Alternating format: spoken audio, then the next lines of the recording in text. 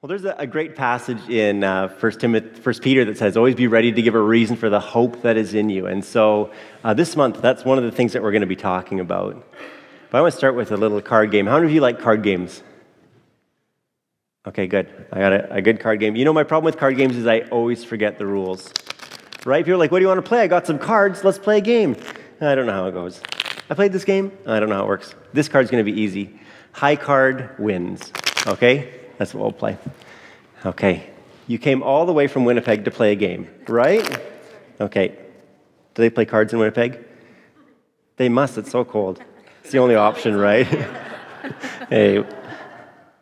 Just one. Okay, what do you got? 4 of hearts. I got the 8 of diamonds. I win. Thanks for coming. Thanks for coming. Here's your gift. Yeah. Okay, let's try someone else here. Okay, Chelsea.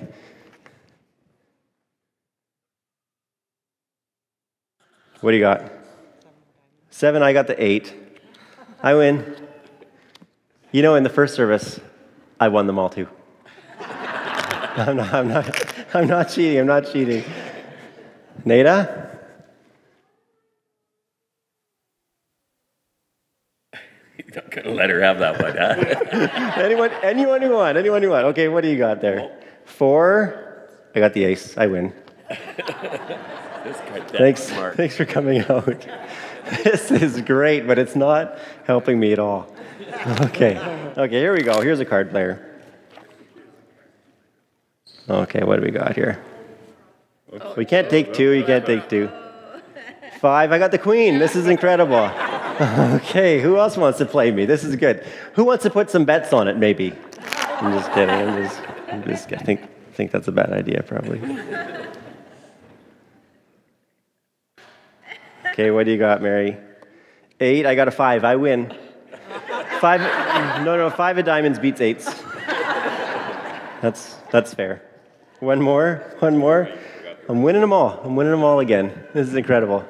Glenn, you like cards, right? Okay, what do you got here?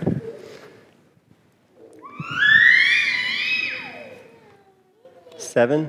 I got the 4 diamonds. 4s beat 7s.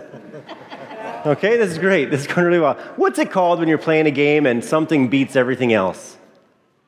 Cheating. Okay, not cheating. That's not the actual answer I was looking for. What's it called when there's a special card that beats everything else? A trump card. This morning we're talking about trump cards. All of June we're going to talk about trump cards. And in our society today, the trump card is science. Science trumps everything else. It doesn't matter what else you experience, what else you read, what else you believe in, what else you know. Science trumps everything else. And many people would say that would apply to faith as well, to the Bible as well, that science has trumped it. So we're going to talk about some of these trump cards that people play, that people use against Christianity to stop conversations, to say, well, this proves it, the science proves it. And so we're going to just talk about it, not so that we can go out and argue with people or debate people, but just so that we can be able to talk to people when they play a trump card, that we can say, well, let's talk about that a little bit. In our world today, there's a group called, it's a philosophy, a movement called New Atheism. And I just want to start this morning. This morning's a bit different as we just kind of set the tone for the rest of the Sundays, but I want to tell you a bit about New Atheism. And it's going to be up on the screen here.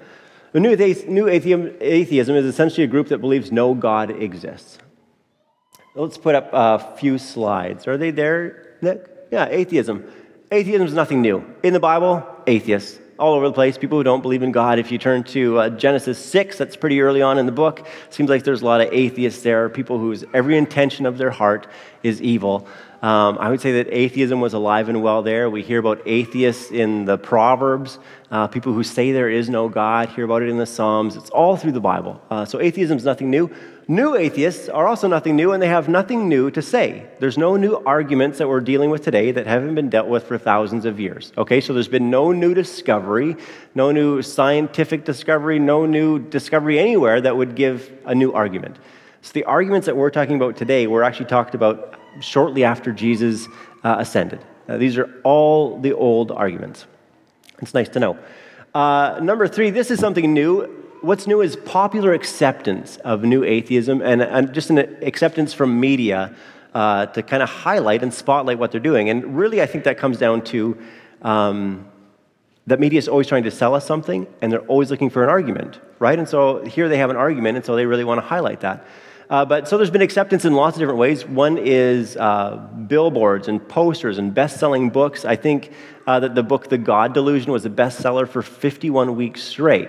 So it's really been embraced by media. Bumper stickers, T-shirts, conventions, all sorts of things that these new atheists are doing, that are talking about why science trumps all, science overrules all. And then that's the final one. They claim that science or reason is on their side.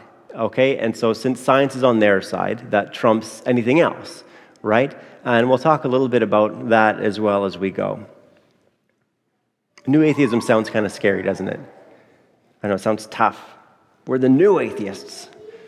We should be the new Zion Lutheranists and see how they like that. So that's what we're going to do. Month of June, looking at cards that they play against Christianity. And the first one is this: there is no evidence that God exists. There is no evidence that God exists at all. That's a common argument that they'll hear them say. In 2005, the Kansas Board of Education was talking about what should be allowed in schools and what shouldn't be allowed in schools. And they were talking about evolution, that they were teaching evolution, and they were wrestling with whether they should teach intelligent design alongside of that. Should they teach both of those as equals? And so this young man, his name was Bobby Henderson, he's 24 at the time, wrote a letter saying, that's fine if you want to teach intelligent design, that God created everything, but if you do that, you also need to teach about the flying spaghetti monster, that the flying spaghetti monster created everything. Okay, and he just wrote that as a letter to the board. But it got passed around and has become something very public. Maybe you've seen bumper stickers or T-shirts or just heard or read about it. And so his idea is that there's the same amount of evidence as for the flying spaghetti monster as there is for the God of the Bible. And so both should get equal publicity and representation. Here's a picture of the flying spaghetti monster. It seems absurd, doesn't it? He would say, so does the belief that we have. A belief in a God up in the sky who creates everything, takes care of us, etc. Not only do they have T-shirts and websites, they have their own pastors. You can get ordained and do weddings as part of the Church of the Flying Spaghetti Monster. If you are part of that church, you're called a Pastafarian because you believe in the great pasta. We're going to just look at their version of the Lord's Prayer, I think is next. Our pasta, who art in a colander, draining by your noodles. Thy noodle come, thy sauce be yum, on top some grated Parmesan. Give us this day our garlic bread, and forgive us our trespasses, as we forgive those who trample on our lawns. And lead us not into vegetarianism, but deliver us some pizza. For thine is the meatball, the noodle, and the sauce, forever and ever. Ramen. It's funny, right? That's the point. He's trying to make a joke. He's trying to make a point. And he's trying to say, what you guys believe in is just as crazy as what I believe in. Is that true? Is there the same amount of evidence for the flying spaghetti monster as there is for our God? No. It's so drastically different, but it's a great question. In fact, the question itself lets us point out the differences. So if someone ever says to you, there's no evidence for the existence of God, or there's the same amount of evidence for the flying spaghetti monster as there is for your God, you can say, well, what are we talking about as far as evidence? So here's a few pieces of evidence that point to the difference between our God and the flying spaghetti monster or all other gods.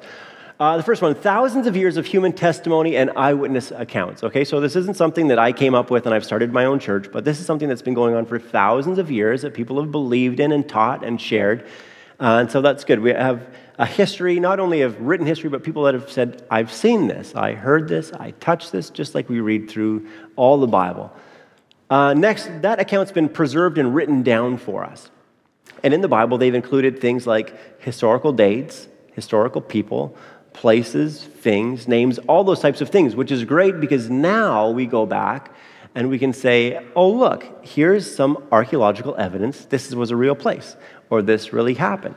And what science always does, and I'm not speaking about science as something bad, it's not true, but people who are new atheists, I would say, well, you've never found this. Like, you've never found anything for Pontius Pilate. We don't believe he was real. But then they find something for Pontius Pilate. And so then new atheists just pick a different character, right? Well, you've never found anything for King David. Well, they found things for King David. Well, you found Pilate and David, but you never found anything for Solomon. And so it's kind of this moving target, right? Once you provide evidence, then you're always looking for more evidence, and that's great. Christians love evidence. The more we dig up to support our faith, the better it is. Same with people, same with dates. The more that we look at, the more we find, the more it corroborates with what the Bible has to say, which is great. Flying spaghetti monster doesn't have those things.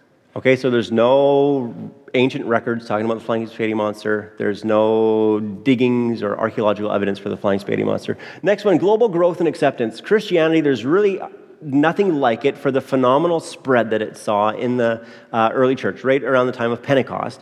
The church explodes, and now we believe in a God who's believed in globally. People around the world believe in it, and that's unique in a couple ways. One in how quickly it spread, but then the second in how versatile belief in the God of the Bible is. So the way that people worship can look drastically different. It's able to mold because the main tenets of the Christian faith are so applicable everywhere. They apply everywhere, where some of the things with the flying spaghetti monster probably don't. One of the things that they like to do is to wear a colander on their head. Most people don't want to do that. And I don't know if that would catch on in other places in the world. So global growth and acceptance, countless martyrs. I would say millions of people have died for the Christian faith in the past, continue to die every day, including today. People will die for their Christian faith. I don't think anyone would do that if they knew it was a joke or a lie or made up or a fairy tale. I don't see anyone lining up to die for the flying spaghetti monster. And so that's another evidence that we have that the God that we believe in is a real God. And then finally, we would point to the universe itself, that everything points to God. Flying spaghetti, pastafarians could say the same thing, but I think that we have some good reasons why it points more to our God than it would to the flying spaghetti monster. None of that proves that God exists. Okay, you can't bring any of those things and say, well, that's it, that's the final proof. And I don't think we'll ever have that final proof until the day we see Jesus. Every knee bows, every mouth confesses that Jesus is Lord. Until then, I don't think the point is to find this special thing that convinces everyone, because there's always going to be this element of faith where we need the Holy Spirit to help us believe. But hopefully it helps you have a conversation. Another reason that new atheists are so influential today is that they're so vocal, that they're willing to speak up and say things, to say what they believe, and they don't care if it's offensive or hurts anyone's feelings, because they're just trying to speak science and reason to people. And often to unreasonable people like us Christians is what they would say. I like a passage in Proverbs 18, verse 17, and it says this. See if this resonates with you. It says, in a lawsuit, the first to speak sounds right. Have you ever heard someone speak and thought, they must be right? That sounds so reasonable. That makes a lot of sense. Sure, that happens to me all the time. Or if you watch a show about a courtroom, the first guy that gets up always has the jury convinced. Until what? The second person gets up. Exactly. Let me finish the proverb. It says, in a lawsuit, the first to speak seems right until someone comes forward and cross-examines. So it sounds right until you hear the evidence on the other side of the story, the evidence for the other witness, until you hear the evidence for God. If you hear, well, it makes no sense to believe in God, then you say, oh yeah, maybe that doesn't make any sense. Until you hear the evidence for believing in God, then you say, oh, that does make some sense. And so the reason they're gaining so much support, I think, is that they're speaking loudest and clearest and most united. They have four people, sometimes called the four horsemen of the anti-apocalypse, that speak loud and clear, and everyone else kind of shares that message. The church always has been, and always, I think, will be, very scattered and ununited in what we present and what we share. There was a scientist by the name of Antony Flew. Antony Flew, extremely prominent philosopher, taught at all the great schools, Oxford, while C.S. Lewis was there, debated with C.S. Lewis, worked side by side with him, also taught here in Canada at York. A strong advocate for atheism. And the most significant thing he did is really lay the foundation for new atheists. And he did that when he wrote a paper called Theology and Falsification. Theology and Falsification. And in that paper, he just talked about how it was unreasonable to say that this evidence points to God. And for 5 decades, not years, but for 5 decades, that was the most widely read and shared philosophical paper in the world. Everyone wanted to read this, and everyone thought it was great. And it really laid the foundation for what new atheists believe today. What happened in 2004, though, is that Professor Flew changed his mind, and he came to believe in God, which is interesting. He didn't come to believe in the Christian God of the Bible. He came to believe in a God who created everything, set it all in motion, and then has stepped back and just lets the universe run on its own. But still, he believes that all the evidence, all of science points to a God. And all of the people who had been reading his paper said, "What? Pardon me?" And what happens if you read the interviews after that, they all say, "Are you sure that you meant this?" He says, "Yeah, I meant that." "Are you sure that you meant this?" "Yeah, I meant that." He wrote books about it, and they said, "Are you sure you meant that chapter? Chapter 7, did you mean that?" "Yeah, I meant that." In fact, his final book that he wrote, people tried to have thrown out because they said it didn't sound like him. He was old, and they tried to say, "Oh, he's senile," and he didn't know what he was talking about. Someone else wrote the book for him, until he came out and said, "I believe in God. I wrote it down. I've been telling you again and again. I think all of science points to God." But so from that point, he was kind of thrown out of the science community because he didn't uphold what new atheists believe. And so we're going to look at a couple of arguments from science, just two pretty quickly. But what often will happen is people will say, well, scientists believe this, and if you're smart and educated and reasonable, you'll believe what we believe. But the truth is that throughout history, scientists have believed in God, including today. Some of the greats, if you think of some of the greatest scientists in the world throughout history, they believed in God. Here's a few of the reasons why some of them believed in God.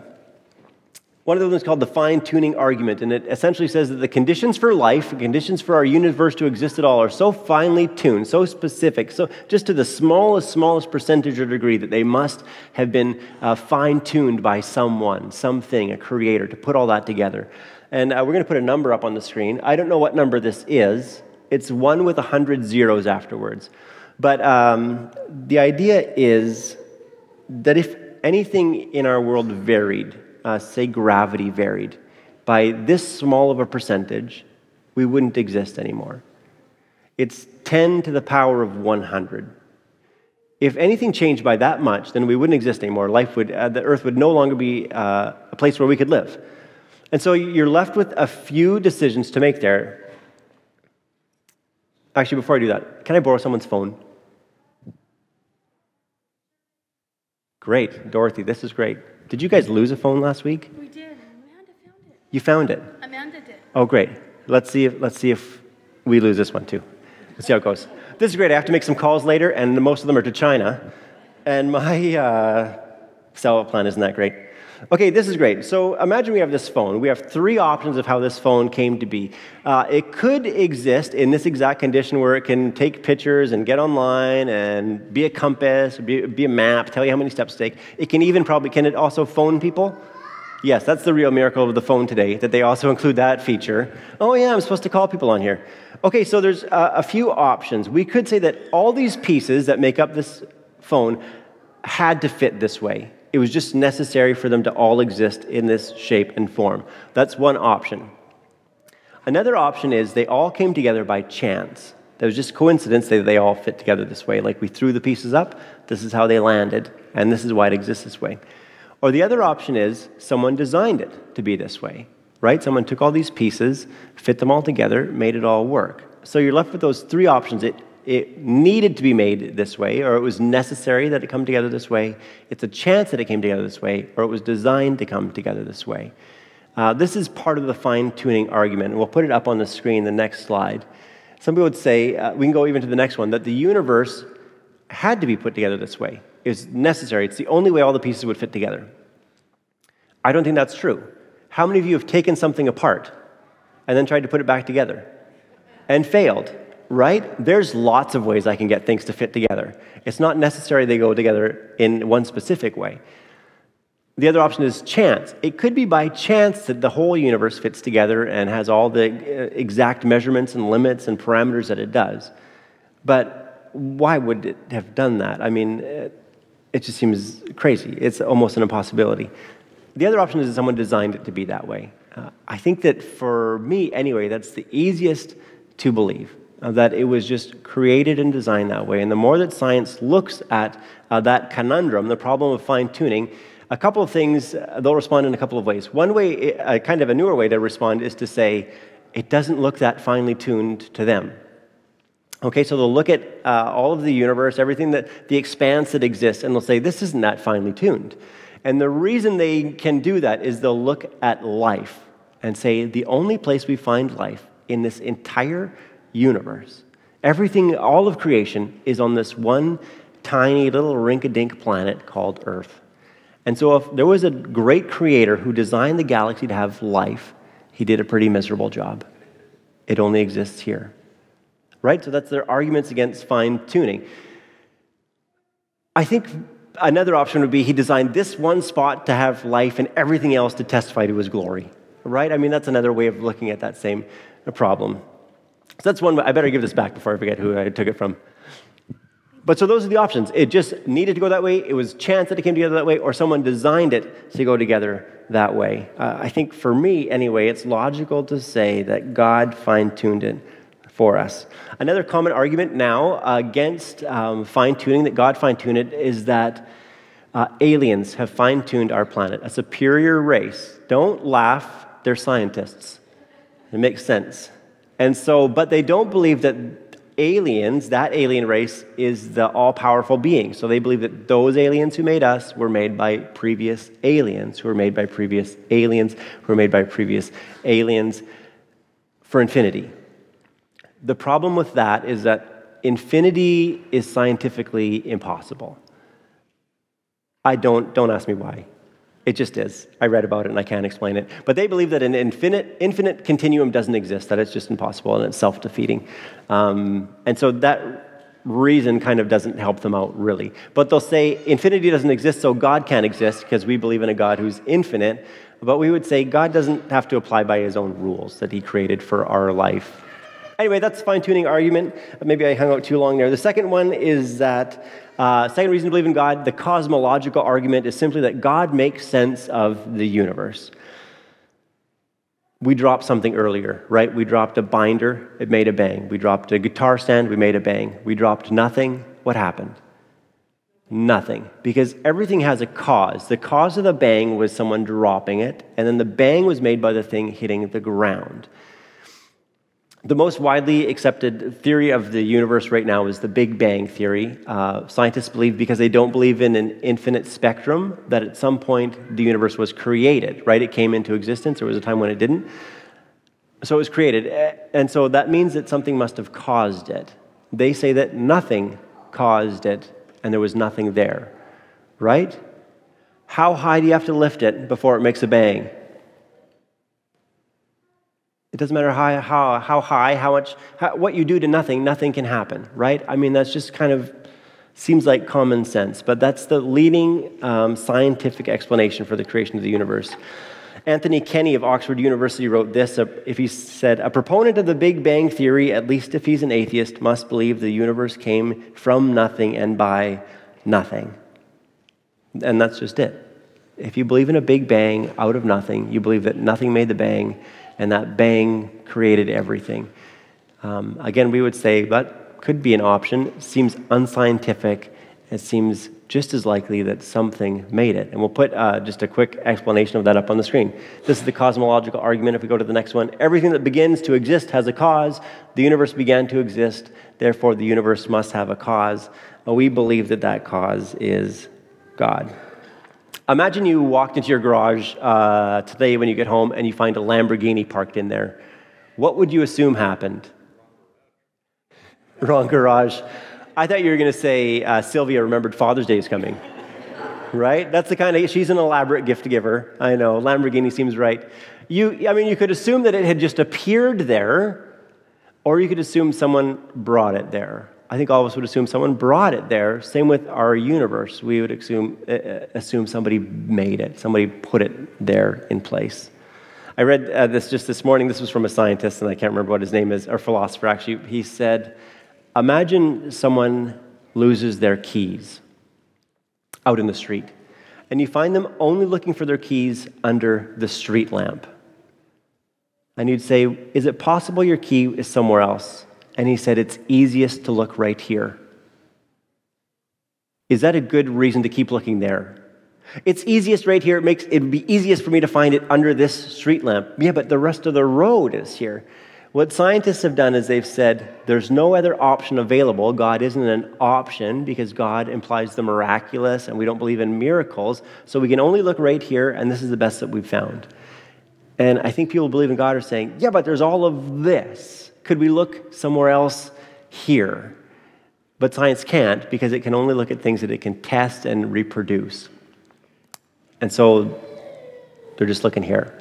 And so again, nothing against scientists, but I think that's a limit for them, whereas we think, well, there's this whole road and they're saying it's right here under this street light. That's where it must be.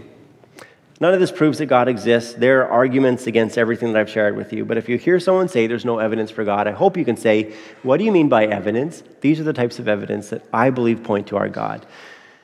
Eyewitness testimonies, written accounts, archaeological evidence, the existence of the universe as a whole, the martyrs who have died for it, and the people who continue to pass it on thousands and thousands of years, generation after generation after generation. Those are all fairly good arguments for the evidence of God, including the fine-tuning argument and the cosmological argument that something created everything that we see around us. I read another man who said, when people say, point to some evidence for God, a Christian's problem really isn't what to point to, it's just where to start. Where's evidence for God? I don't know, it's right there. You are some evidence for God, and so am I, and then there's this planet, and then there's these stars, and then, there's all of these things that we can point to, and so sometimes I think we just seem overwhelmed and don't know even where to start. There's something else as we wrap up that we can point to, not as evidence of God, but that all this evidence tells us about God.